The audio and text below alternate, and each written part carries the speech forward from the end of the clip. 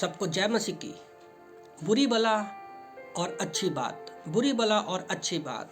तो जब हम पढ़ते हैं सापोपदेशक अध्याय 5 वचन 13 से 20 में, तो यहाँ पर दो धनी व्यक्तियों के बारे में मैं पढ़ रहा था। एक वो धनी व्यक्ति है जो मेहनत तो करता है पर फिर भी वो दुखी रहता है, क्यों? उसमें परमेश्वर नहीं है। दूसरा एक वो धनी व्यक्ति है जो मेहनत करता है पर परमेश्वर को रखा। तो इन दोनों का जीवन कैसे होता है? ज़्यादातर जब हम पढ़ते हैं तो हमें लगता है कि अगर बुरी तरीके से कमाया हुआ पैसा ही हमारे काम नहीं आता।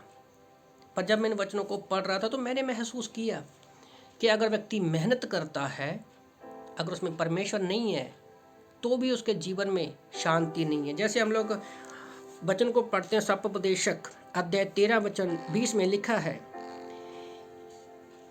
कि एक अमीर आदमी है जिसने अपना पैसा मेहनत से कमाया है।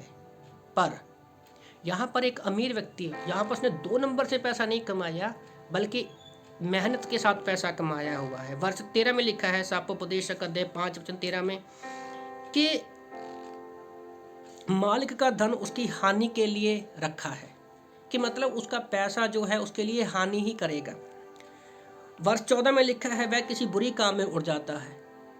जो मेहनत से कमाया पैसा है वो बुरे काम में उड़ जाता है। तीसरा, उसके बेटे के हाथ कुछ नहीं लगता।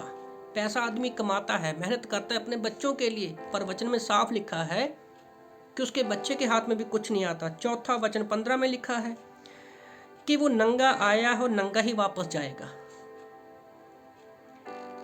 पांचवा, मेहनत के बदले कुछ नहीं पाएगा। तो सोचो, एक व्यक्ति मेहनत कर रहा है, बुरे तरीके से पैसा नहीं कमा रहा, पर फिर भी उसका पैसा जो है मेहनत के बदले कुछ नहीं पा रहा।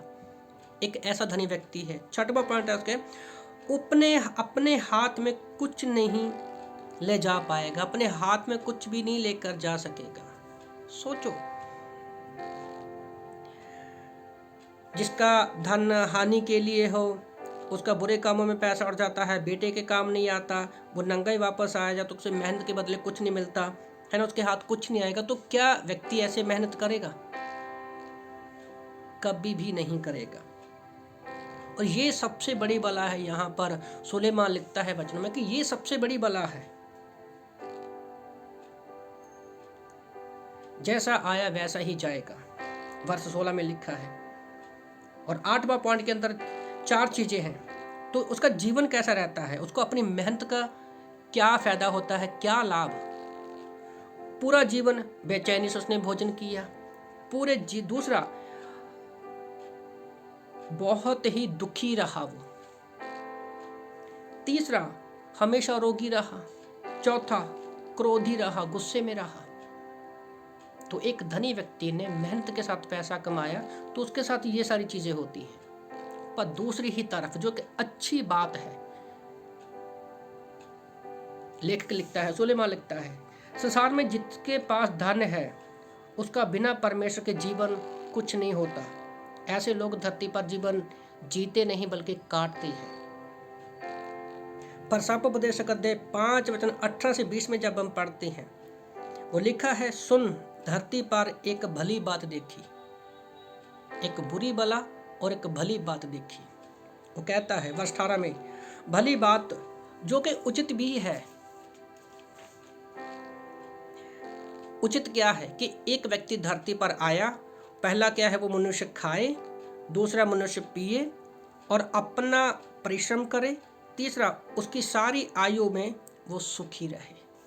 5 चीजें हैं, खाए, पिए, मेहनत करे, पूरी आयु में सुखी रहे। क्यों? क्योंकि परमेश्वर ने ये उसी को दी है। तो यहाँ पर हमें पता चलता है कि परमेश्वर ने उस अमीर व्यक्ति को ये जीवन दिया हुआ है। तो कहीं ना हम लोग अय्यूब की लाइफ में इस चीज को देखते हैं। और उसका छठवां क्या है कि परमेश्वर ने उसको धन की सम्मति भी दी हुई है। तो पहले धनी व्यक्ति की तरह उसका धन उड़ नहीं जाएगा, परमेश्वर ने उसको सम्मति दी हुई है। परमेश्वर ने उसके मेहनत को भी आशीषित किया हुआ है। तो ऐसे व्यक्ति का जीवन कैसा होता है? आनंद से वो भोगता है और उसके भाग में ये चीज है। मेहनत करते हुए वो आनंद करता है। आनंद करने की परमेश्वर उसको शक्ति भी दी है और ये सारी चीजें करने का परमेश्वर का वरदान है। तो जब मैं पढ़ रहा था तो सोच रहा था कि हम मेहनत के साथ पैसा कमाते हैं, अगर उसमें परमेश्वर नहीं है तो हमारा जीवन व्यर्थ है।